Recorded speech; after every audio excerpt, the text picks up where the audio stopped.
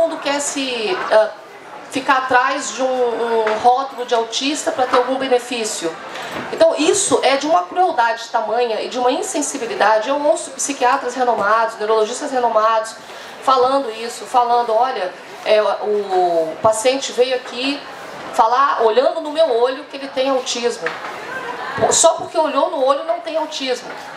Bom, no final eu vou lançar um questionamento para vocês que vai explicar o meu posicionamento quanto a isso. Eu acredito, e existem várias referências indicando que houve um aumento no diagnóstico de autistas.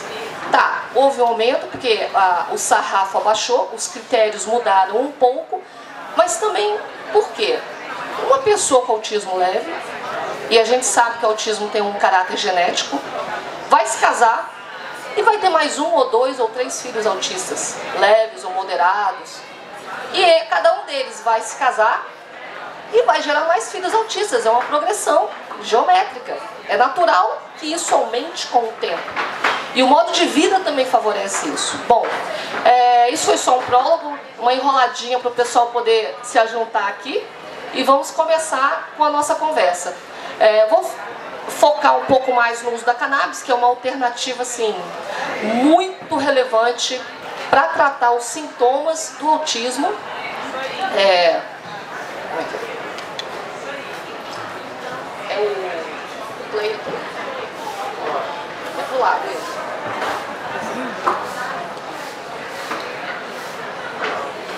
Travou, né? Não sou eu. Bom, declaro que eu não tenho conflito de interesse, eu estou aqui para esclarecimento e conhecimento público.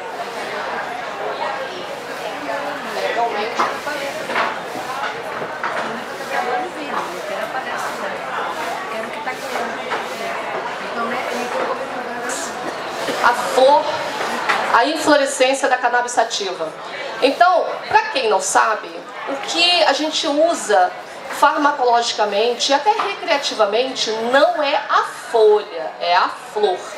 É uma flor diferente, por isso muitos falam que é uma inflorescência, e é uma planta muito rica.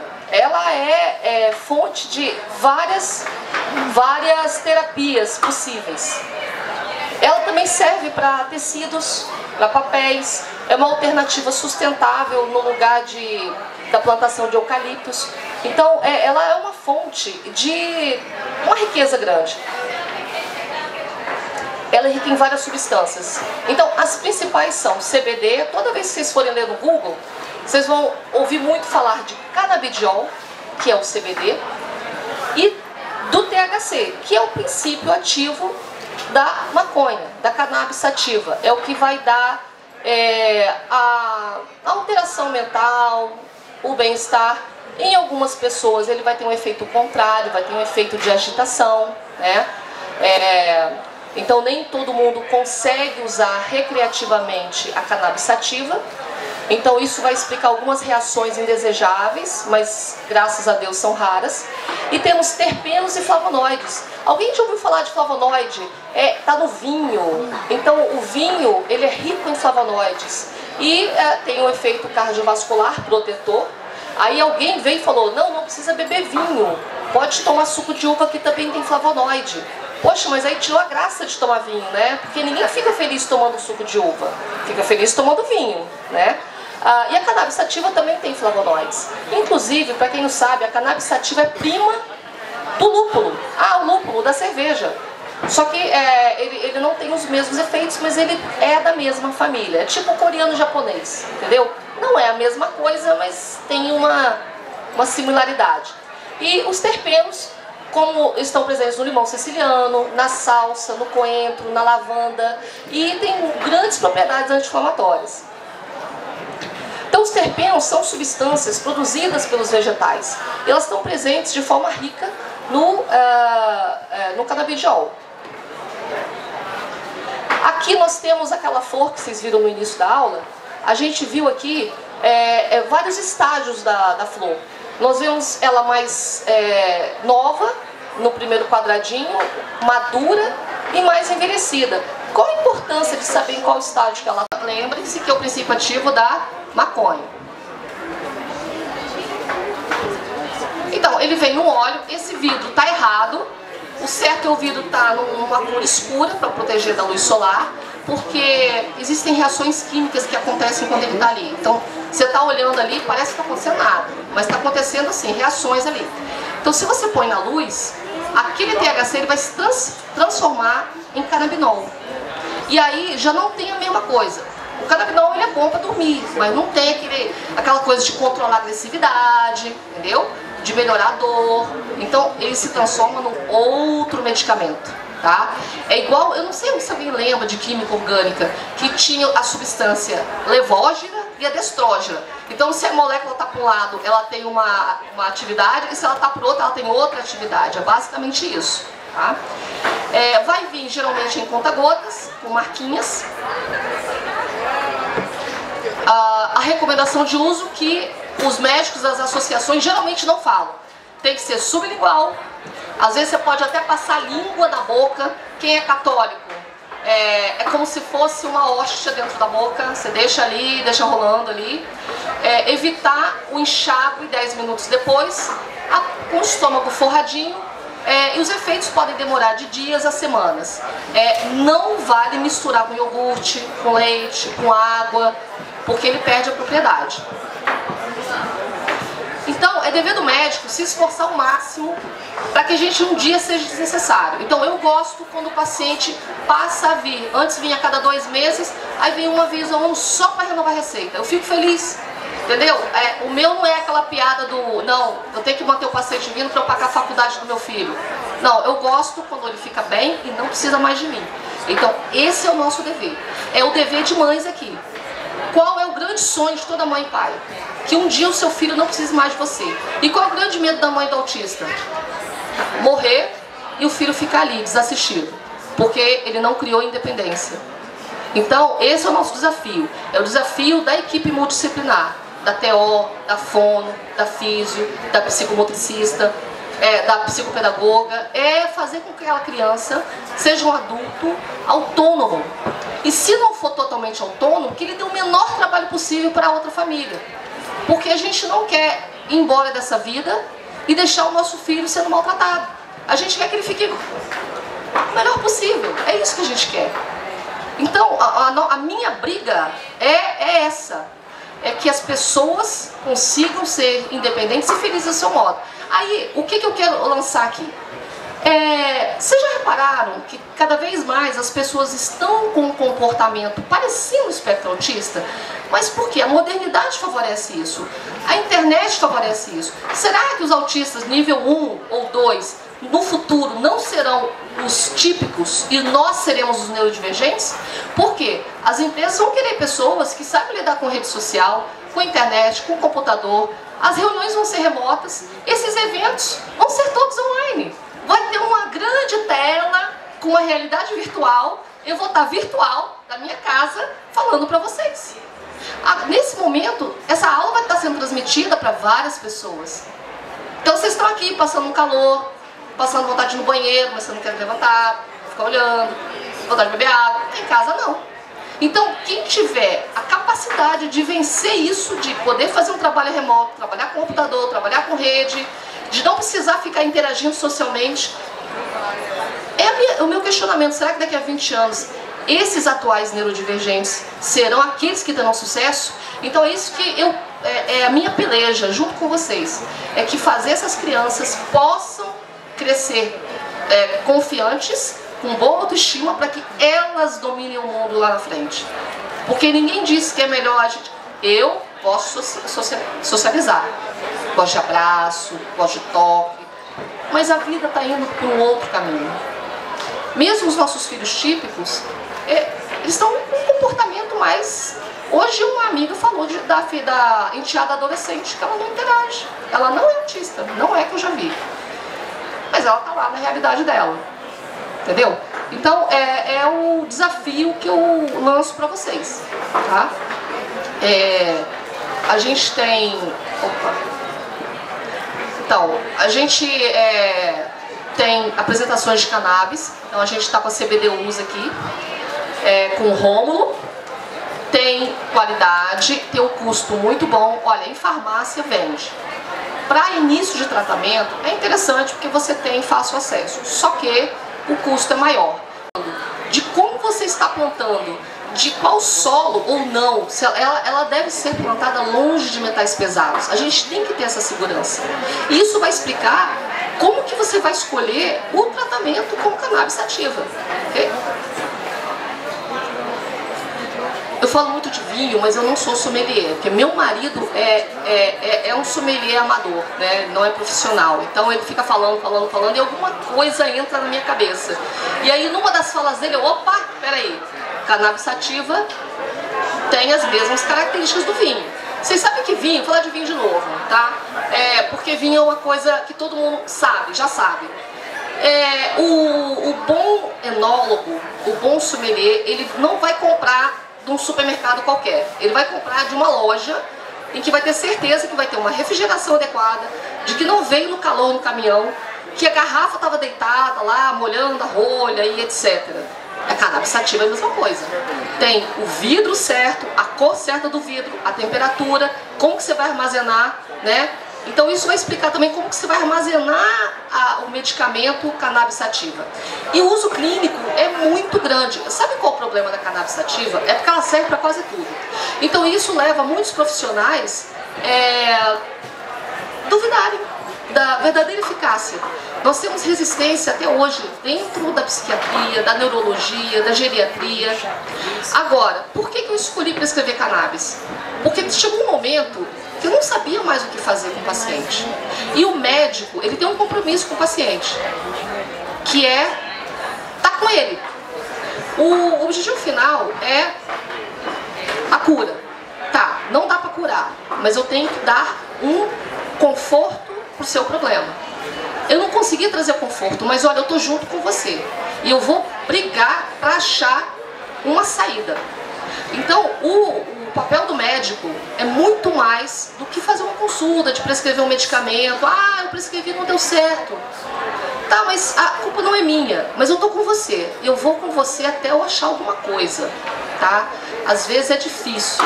E às vezes eu só vou conseguir tratar aquele paciente satisfatoriamente depois de 10, 15 anos. Então, teve uma paciente com dor de cabeça crônica que eu só consegui uma solução para ela 15 anos depois. Ela não me abandonou em 15 anos. E finalmente, depois de 15 anos, eu consegui achar alguma coisa para ela. Então é importante, eu tenho um ex-aluno meu aqui, então é importante, o que eu falo para os meus alunos? Você pode até não acertar no tratamento, mas você tem que estar com ele. Ele quer receita de clonazepam? Dá. A vida dele é difícil. A vida dele não é como a nossa.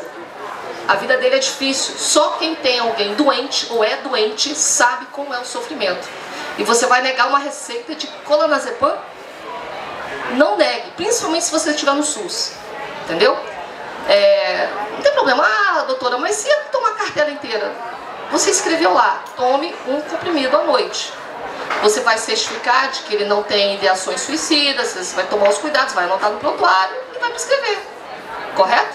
Bom, então, o problema da cannabis é a sua solução. Ele serve para quase tudo, dependendo da dose, dependendo da apresentação, dependendo de como você está tomando. Então, epilepsias refratárias, comportamento agressivo do autismo, dor crônica, ansiedade, insônia, doença de Parkinson, alguns sintomas da doença de Parkinson. Ele não cura a doença de Parkinson, nem cura Alzheimer, mas ele dá qualidade de vida. TDAH. Então, como é que é o cérebro do autista? Ô gente, o que é o autismo? Temos muitas mães de autistas aqui, mas às vezes a própria mãe não tem noção do que é o autismo. Às vezes tem várias pessoas com autismo suporte 1 aqui, que vão parar e pensar, peraí, eu acho que eu tenho. Qual a importância de fazer o diagnóstico? Olha, o autista suporte 3, que é o mais grave, é fácil, qualquer um faz o diagnóstico, qualquer leigo faz o diagnóstico. E geralmente os autismos graves estão relacionados a problemas no pré-natal, no parto, então eles vão estar mais presentes ou em síndromes genéticas ou numa população com nível psicossocial mais carente. Os autistas nível 1 e 2 vão estar mais presentes de uma forma mais difusa na sociedade, tá? O cérebro do autista funciona diferente, então todo estímulo vai ser uma agressão, ou quase todo. Cada autista é diferente do outro. Então, às vezes, o barulho incomoda, a textura do alimento incomoda, o toque incomoda, porque é um excesso de sensibilidade. E se você não faz o diagnóstico no tempo certo, o que a pessoa vai pensar? O problema sou eu. Eu sou um cubo que não encaixa num quadrado. A culpa é minha. Vem frustração, vem ansiedade, transtorno obsessivo compulsivo, adição a drogas ilícitas, álcool, cigarro, pequenos delitos. Então, você entra numa roda ruim, talvez até assim, por muito tempo.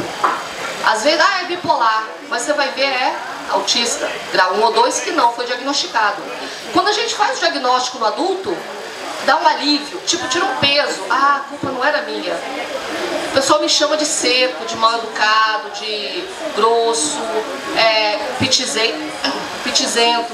A criança tem TOD. Não é TOD, gente. Porque o TOD está relacionado com uma malcriação, uma falta de educação, não tem mãe, não tem pai. A culpa é sempre da mãe, né? Então você acaba condenando aquela criança a um adulto infeliz. Ok? Opa.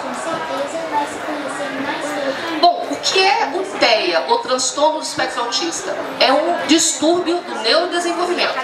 Condições com características genéticas, tem uma base neurológica, onde há uma alteração de pensamentos, de percepção, tanto visual, auditiva, gustativa, tátil. Manifesta-se por dificuldades na comunicação, interação social e presença de comportamentos repetitivos. Então, existe um problema no circuito social.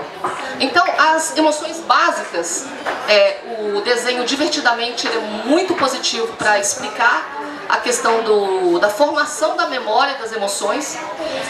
O autista vai ter dificuldade em reconhecer as expressões faciais. Então, ironias, deboche, muitas vezes não reconhece. Então, às vezes não adianta você tentar mostrar que está zangado para ele. Às vezes ele não vai entender que você está zangado. Às vezes ele não vai entender. Bonito, hein? Que bom que você gostou, né? Então, às vezes não se trata disso, né? A gente tem um problema num lugar chamado córtex frontal. O córtex frontal é o último a terminar a desenvolver. Ele termina a se desenvolver a 21 ou 25 anos de idade. Em algumas pessoas, especialmente do sexo masculino, nunca vão terminar de se formar, porque é o córtex do juízo. É o que dá o juízo, né? Tem gente que nunca sai da 5ª série, porque o frontal ainda não formou total, né?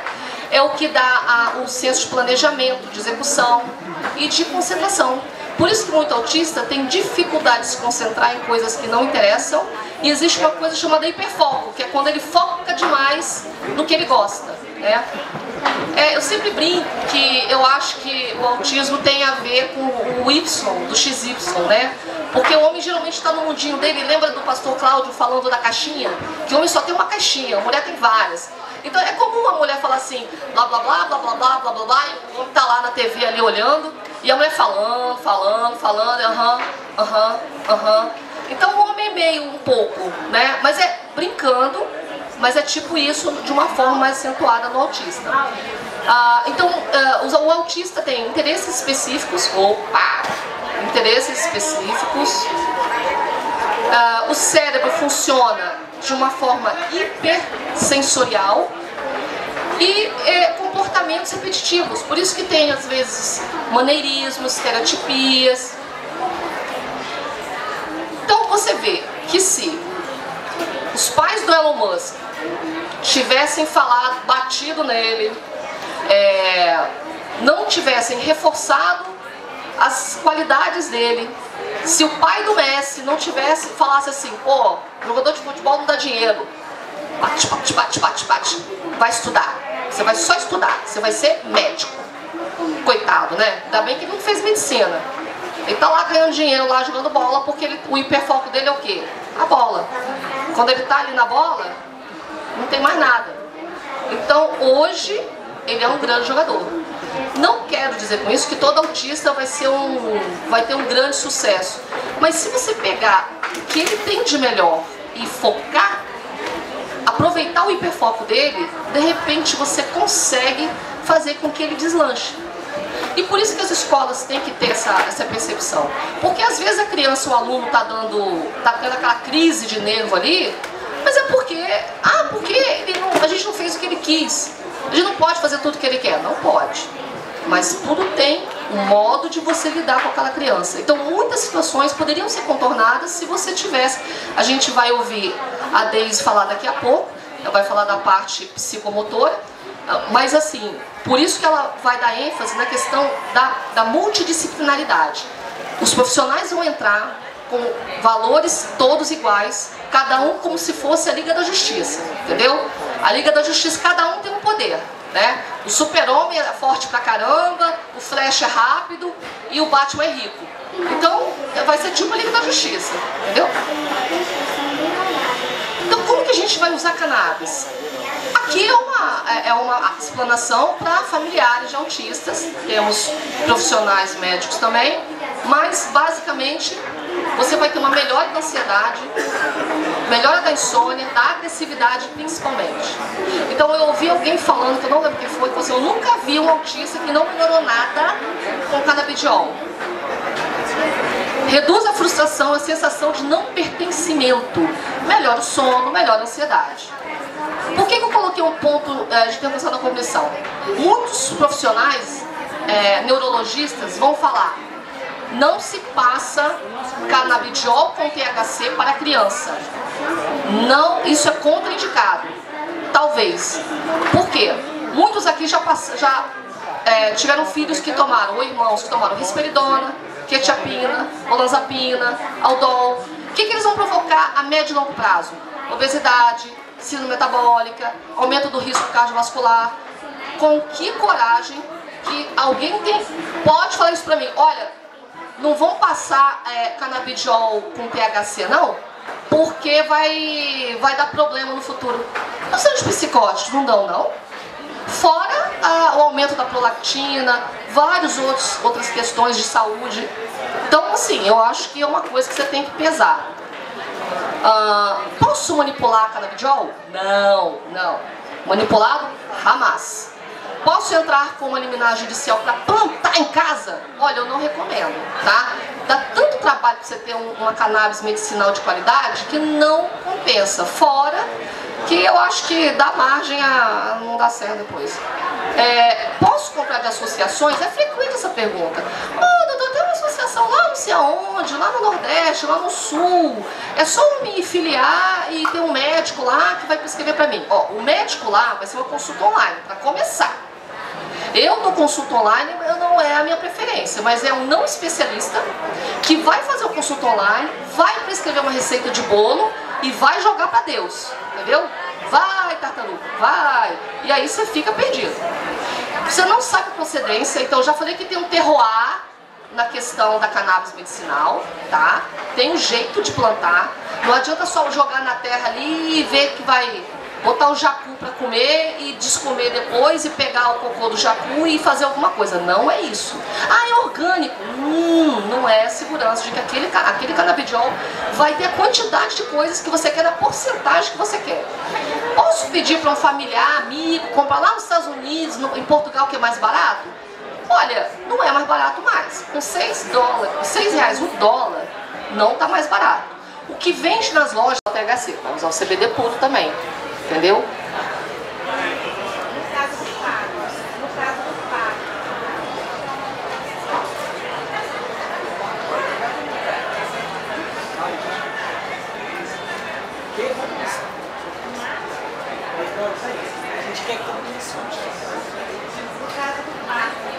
É recomendável THC e CBD junto ou só o CBD, por exemplo?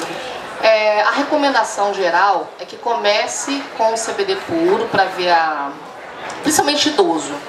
Porque o THC, dependendo da quantidade, ele pode ajudar a dar arritmia cardíaca. Então a gente começa com CBD puro, aí tá indo, não teve efeito colateral, mas não resolveu o problema, insônia, dor. Aí coloca um pouquinho de THC, uma gotinha, 2 gotinhas, vai aumentando e vai observando. Se você sabe do que pode acontecer, fica fácil. Você avisa o paciente, avisa a família, você tem que estar acessível, né? E aí você já orienta direitinho. É só tomar cuidado. Tá bom? Mais alguém? No tratamento para idoso com demência, também é indicado fazer o uso do canabidiol ou não?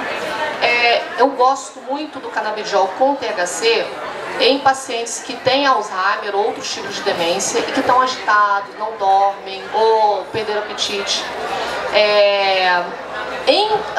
Quando tem uma pessoa jovem, há 30, 40 anos, pai e mãe, ou pai ou mãe, tem histórico familiar de Alzheimer, eu oriento a iniciar o uso de canabidiol puro, sem THC, já como prevenção, porque tem alguns estudos que mostram que ele meio que diminui a quantidade, a formação